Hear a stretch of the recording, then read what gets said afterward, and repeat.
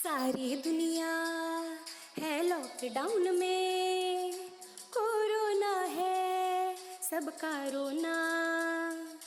डरने वाली बात नहीं है, सावधानी हमको रखनी है। 1 मीटर की दूरी से ही बात है हम सबको करनी है। बच्चों आओ पढ़ो सभी, कोरोना से डरो नहीं।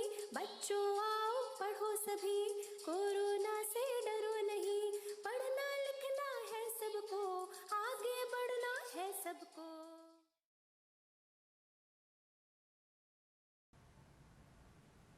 मैं कुमुद चौधरी आज आपको कक्षा 12 के विषय इतिहास का भाग 1 का चतुर्थ अध्याय विचारक, विश्वास और इमारतें, सांस्कृतिक विकास ईसा पूर्व 600 से ईसा संवत 600 तक के पढ़ाऊंगी। बच्चों, इस अध्याय में हम 1000 साल की लंबी यात्रा पर जाएंगे। इसमें हम उन दार्शनिकों के बारे में पढ़ेंगे और समझने की कोशिश करेंगे कि समाज में अपनी स्थिति को समझने के लिए उन्होंने क्या प्रयास किया।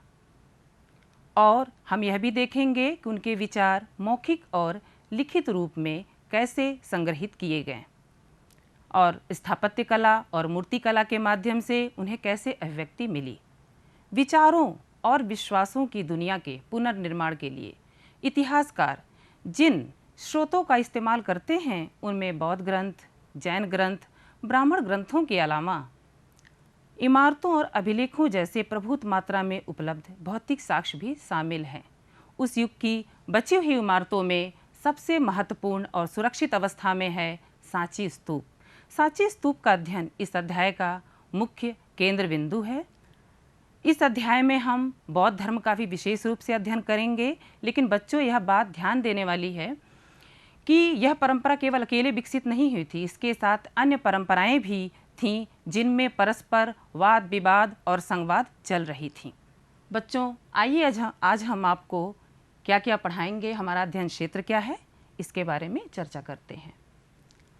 पृष्ठभूमि यानी कि इन चिंतकों के उद्भव के पूर्व भारत का क्या सामाजिक और धार्मिक ढांचा था, इसके बारे में चर्चा करेंगे। जैन धर्म और महावीर स्वामी के संदेश के बारे में पढ़ाएंगे। बुद्ध और ज्ञान की खोज के बारे में पढ़ाएंगे। बुद्ध की शिक्षाओं के बारे में चर्चा किया जाएगा और बुद्ध के अनुयायियों, उनकी संघ व्यवस्था इत्यादि के बारे में चर्चा की जाएगी। आइए सबसे पहले हम उन चिंतकों के उदय के पूर्व की पृष्ठभूमि का हम अध्ययन करते हैं। ईसा पूर्व प्रथम सहस्त्राब्दी का समय विश्व इतिहास में एक महत्वपूर्ण मोड़ माना जाता है।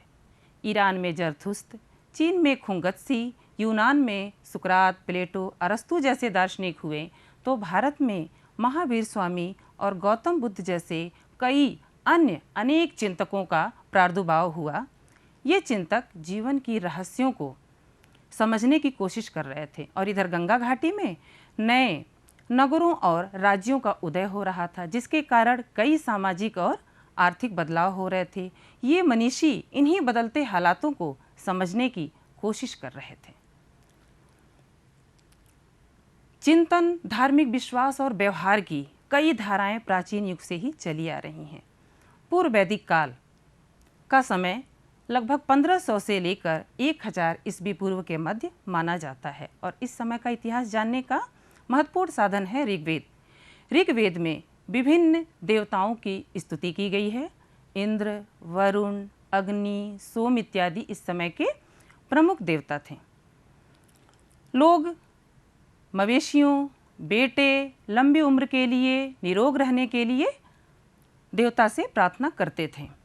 पूर्व वैदिक काल में वैदिक धर्म बिल्कुल सरल, सीधा, आडंबरहीन था, लेकिन धीरे धीरे उत्तर वैदिक काल तक आते आते, जिसका समय 1000 ईस्वी पूर्व से 500 ईस्वी पूर्व तक का माना जाता है, वैदिक धर्म में अनेक कर्मकांड और बुराइयां हो गई थी। वैदिक धर्म में ब्राह्मणवाद का बोलबाला हो गया, जिसका एक ही सिद्धांत था, व्यक्ति का अस्तित्व उसके जाति और लिंग के अनुसार निर्धारित होता है। और ब्राह्मण धर्म में उपासना का सर्वश्रेष्ठ माध्यम यज्ञ बताया गया। प्रारंभ में यज्ञ सामूहिक होते थे, किंतु बाद में व्यक्तिगत रूप से भी किया जाने लगा। यज्ञ के समय विभिन्न मंत्रों का उच्चारण किया जाता था और यज्ञ का अनुष्ठान पुरोहित करते थे। राजसूय और अश्वमेध जैसे बड़े बड़े यज्ञ तो राजा और सरदार ही किया करते थे। तो इस तरीके से बच्चों उस समय यज्ञ कर्मकांड बहुत ज़्यादा बढ़ गए थे। नए प्रश्न, उपनिषदों में पाई जाने वाली विचारधारा से पता चलता है लोग मृत्यु के बाद भी जीवन की संभावनाओं अर्थात पुनर्जन्म के बारे में जानने के लिए उत्सुक रहते थे। पुनर्जन्म क्या अतीत में किए हुए कर्मों के फलस्वरूप होता है? इन मुद्दों में उनमें बहस हुआ करती थी। वैदिक परंपरा के बाहर के जो कुछ चिंतक थे वो प्रश्न उठा रहे थे, सत्य एक होता है या अनेक होता है। वो यज्ञों के महत्व के बारे में चिंतन करने लगे थे। बौद्ध ग्रंथों में 64 संप्रदायों का उल्लेख मिलता है। इनमें जीवंत चर्चाओं और विवादों की झांकी मिलती है। शिक्षक एक स्थान से दूसरे स्थान पर घूम घूम कर अपने दर्शन के बारे में, विश्व के बारे में, अपनी समझ को लेकर एक दूसरे से, सामान्य लोगों से तर्क वितर्क करते थे।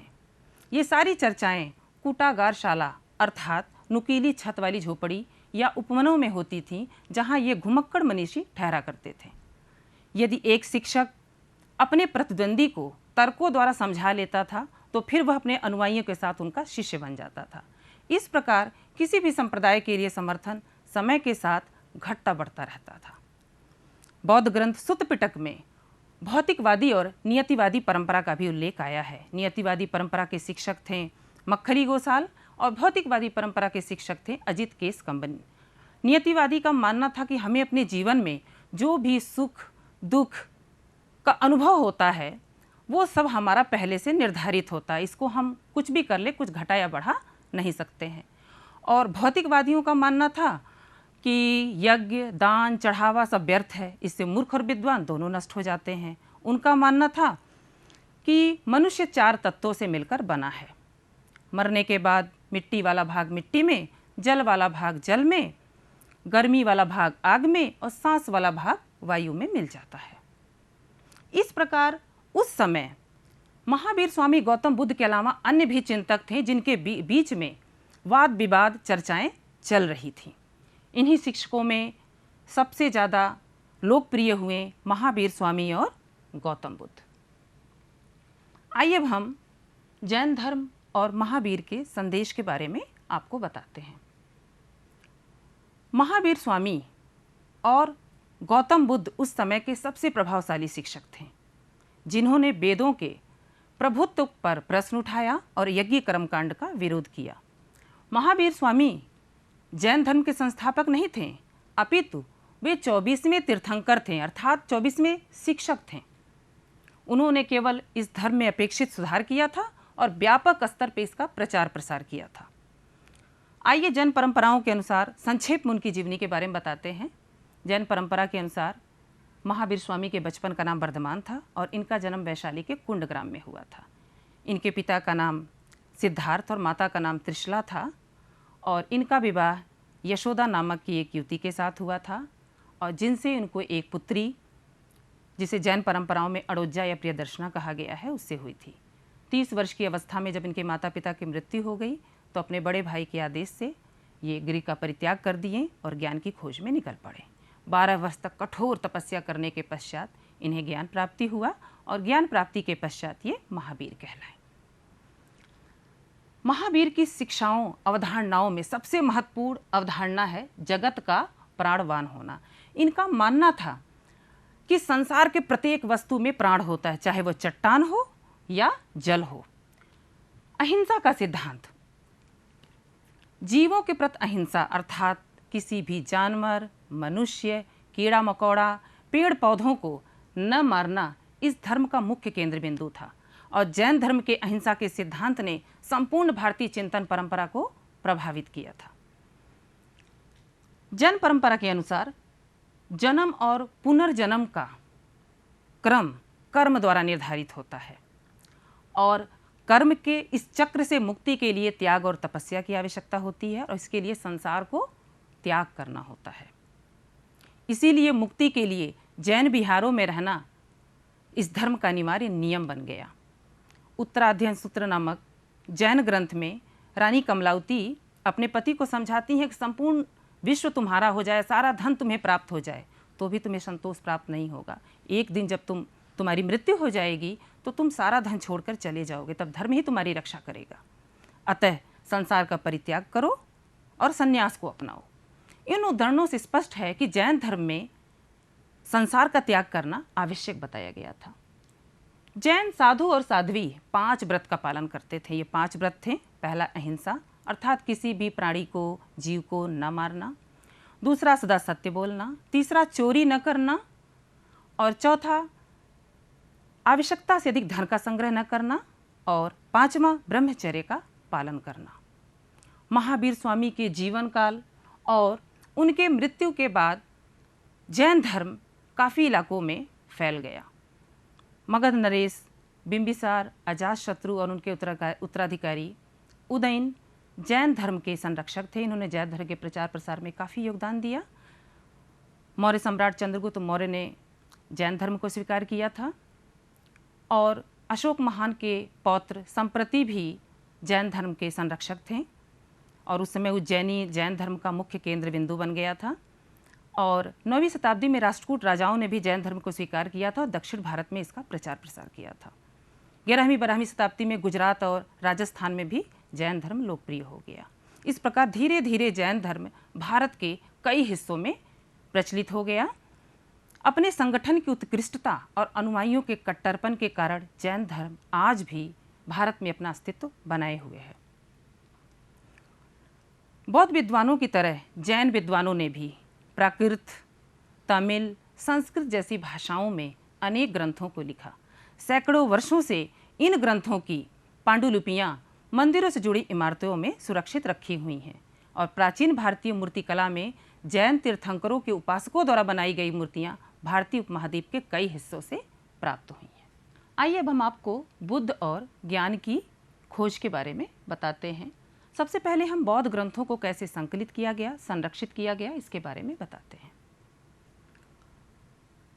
कोई भी ग्रंथ गौतम बुद्ध से संबंधित उनके जीवन काल में नहीं लिखा गया।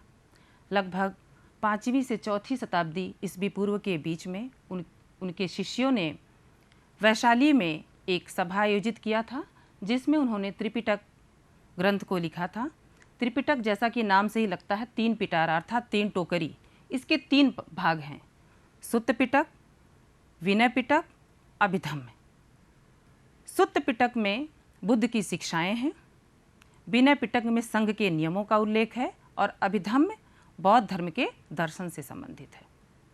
जब बौद्ध धर्म का प्रचार प्रसार श्रीलंका जैसे देशों में हुआ तो वहाँ पे दीपवंश और महावंश जैसे बौद्ध ग्रंथ लिखे गए जो इनके बारे में महत्वपूर्ण सूचनाएं देते हैं। बाद में बहुत सारे चीनी यात्री भारत घूमने आए, जिनमें से फाहियान और ह्वेनसांग का नाम विशेष रूप से उल्लेखनीय है। इन बौद्ध ग्रंथों को अपने साथ वो अपने देश लेकर गए और चीनी भाषा में उसका अनुवाद भी कराया। आइए हम इन्हीं बौद्ध ग्रंथों के अनुसार, परंपराओं के अनुसार उनके गौतम बुद्ध की जीवनी और उन्होंने ज्ञान की खोज कैसे की इसके बारे में बताते हैं। गौतम बुद्ध का जन्म कपिल वस्तु के शाक्य के लुम्बिनी नामक ग्राम में हुआ था और इनके बचपन का नाम सिद्धार्थ था। इनके पिता कपिलवस्तु के शाक्य गणराज्य के मुखिया थे जिनका नाम शुद्धोधन था और इनकी माता का नाम माया था। इनकी माता की मृत्यु के पश्चात इनकी विमाता महाप्रजापति गौतमी ने इनका पालन पोषण किया। बचपन से बहुत चिंतनशील थे, इनको लेकर इनके पिता को बहुत चिंता होती थी, इसीलिए सांसारिकता में बांधने के लिए उन्होंने बहुत प्रयास किए। विलासता के समस्त सामग्री दी गई। उनका 16 वर्ष की आयु में उनका विवाह यशोधरा नामक की एक शाक्य कुल की कन्या के साथ कर दिया गया, जिससे उनको एक पुत्र राहुल भी उत्पन्न हुआ। लेकिन फिर भी उनका मन वहाँ नहीं लगा। एक बार इन्होंने अपने रथकार को नगर घुमाने के लिए मना लिया। जब वो नगर घूमने के लिए गए तो सबसे पहले उन्होंने एक वृद्ध व्यक्ति को देखा, फिर एक रोगी व्यक्ति को देखा, फिर एक मृत व्यक्ति को देखा। उसी समय इन्होंने जान लिया कि शरीर का क्षय और अंत निश्चित है। तत्पश्चात उन्होंने संसार का त्याग किए हुए एक सन्यासी को देखा जो बहुत प्रसन्न चित्त था। उसी समय इन्होंने निश्चित कर लिया कि ये भी संसार का परित्याग करके सन्यासी हो जाएंगे। इसके बाद कुछ ही दिनों के उपरांत ये अपने पत्नी, पुत्र और राजमहल छोड़ करके सत्य की खोज में निकल गए। प्रारंभ में इन्होंने शरीर को अत्यंत कठोर यातना देते हुए ज्ञान प्राप्ति का प्रयास किया, किंतु वो बहुत दुर्बल हो गए। बाद में उन्होंने अतिवादी विचारों का त्याग किया और मध्यम रास्ता अपनाते हुए ज्ञान प्राप्ति का प्रयास किया और कुछ ही दिनों के उपरांत उन्हें ज्ञान प्राप्त हो गया। और यह ज्ञान प्राप्त हुआ तो उन्हें बोध गया में, और ज्ञान प्राप्ति के पश्चात वो बुद्ध कहलाएं और वहाँ से वो सारनाथ गए। वहाँ पे 5 लोगों को अपना शिष्य बनाया और अपने धर्म में दीक्षा प्रदान की। इतिहास में इसी घटना को धर्म चक्र प्रवर्तन के नाम से जाना जाता है। आइए अब हम बुद्ध की शिक्षाओं के बारे में चर्चा करते हैं। सुत्त पिटक में वर्णित कहानियों के आधार पर बुद्ध की शिक्षाओं को पुनर्निर्मित किया गया है। इसमें कुछ कहानियों में बुद्ध की अलौकिक शक्तियों को दिखाया गया है और कुछ में यह दिखाया गया है कि अलौकिक शक्तियां होते हुए भी वो अपने विवेक और तर्क द्वारा समझाने का प्रयास करते थे। आइए बौद्ध दर्शन के बारे में अब चर्चा करते हैं। बौद्ध दर्शन के अनुसार यह संसार अनित्य है, यहाँ कोई भी चीज़ शाश्वत नहीं है, प्रत्येक वस्तु क्षणभंगुर है, सबका नष्ट हो जाना निश्चित है। और उन्होंने 4 आर्य सत्य का प्रतिपादन किया। पहला आर्य सत्य था कि संसार में दुख ही दुख है। दूसरा, दुख समुदाय, अर्थात हर चीज़ का कारण होता है तो इस दुख का भी कारण है, और इस दुख का कारण है तृष्णा, इच्छा। दुख निरोध, तीसरा आर्य सत्य, यानी तृष्णा को हम मार करके, नष्ट करके दुखों से मुक्ति पा सकते हैं। और चौथा इनका आर्य सत्य था अष्टांगिक मार्ग। अष्टांगिक मार्ग जिस पे चलते हुए मनुष्य दुखों से मुक्ति पा सकता था। ये अष्टांगिक मार्ग थे सम्यक दृष्टि, सम्यक संकल्प, सम्यक वाक, सम्यक कर्मांत, सम्यक आजीव, सम्यक व्यायाम, सम्यक स्मृति और सम्यक समाधि। अष्टांगिक मार्ग के अनुशीलन से मनुष्य निर्वाण की ओर अग्रसर होता था। बुद्ध ने अष्टांगिक मार्ग के अंतर्गत अत्यधिक सुखपूर्वक जीवन व्यतीत करना या अत्यधिक काया क्लेश करना, ये दोनों वर्जित माना था, और इन दोनों के बीच का रास्ता मध्यम मार्ग के बारे में उन्होंने बताया था। इसके अलावा बुद्ध ईश्वर की सत्ता पर विश्वास नहीं करते थे। उनका मानना था कि समाज का निर्माण मनुष्य ने किया है, ईश्वर ने नहीं किया है। इसीलिए उन्होंने राजा और गृहपति को दयावान और आचरणवान होने के लिए कहा है। उनका मानना था व्यक्तिगत प्रयास से सामाजिक परिवेश को बदला जा सकता है। बौद्ध धर्म में निर्वाण के लिए व्यक्तिगत प्रयास पर विशेष बल दिया गया है और नैतिक उत्थान पर भी विशेष बल दिया गया है। इसीलिए उन्होंने 10 शील का सिद्धांत बताया। ये 10 शील थे।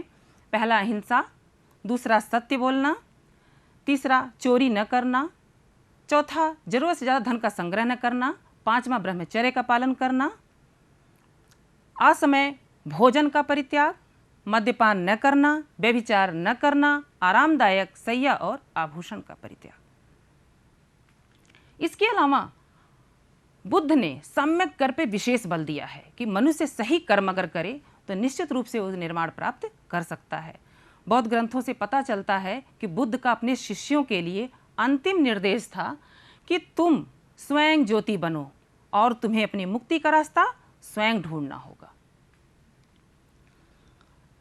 तो व्यवहार में अगर देखा जाए तो बौद्ध धर्म अत्यंत सरल था और ग्राह्य भी था, जिसको अपनाने में, मानने में कोई कठिनाई नहीं होती थी।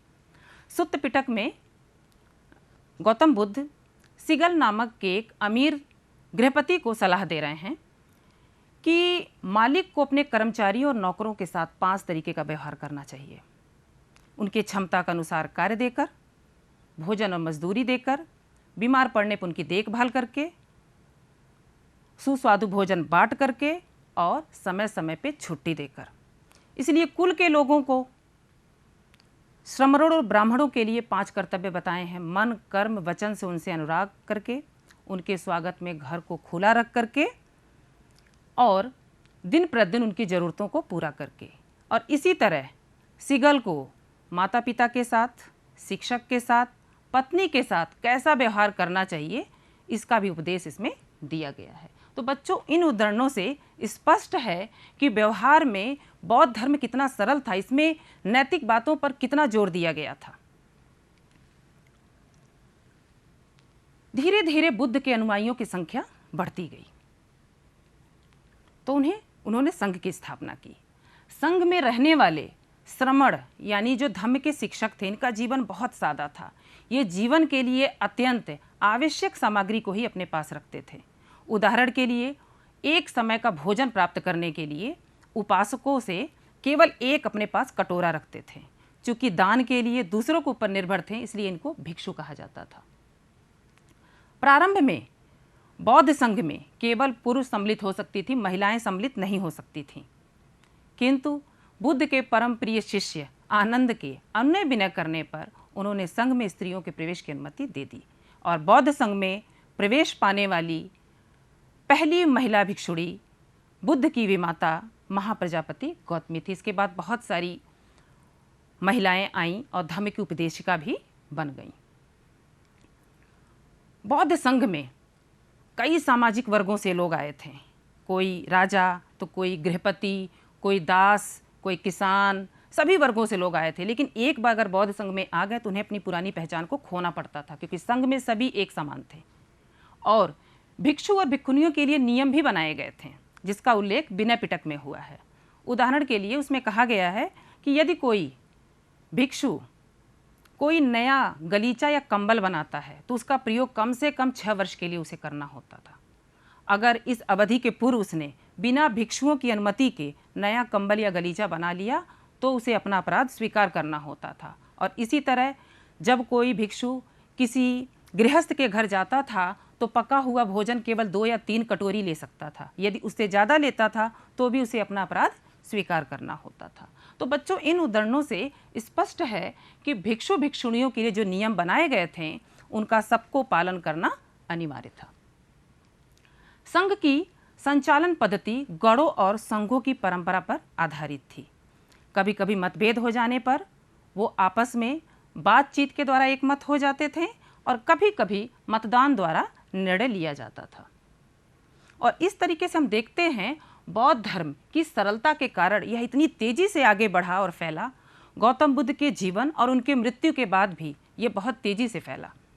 कारण ये था कि उस समय लोग धार्मिक प्रथाओं से पहले से ही असंतुष्ट थे और ऐसे में जब सीधा साधा बौद्ध धर्म मिला तो लोगों ने सहज स्वीकार किया।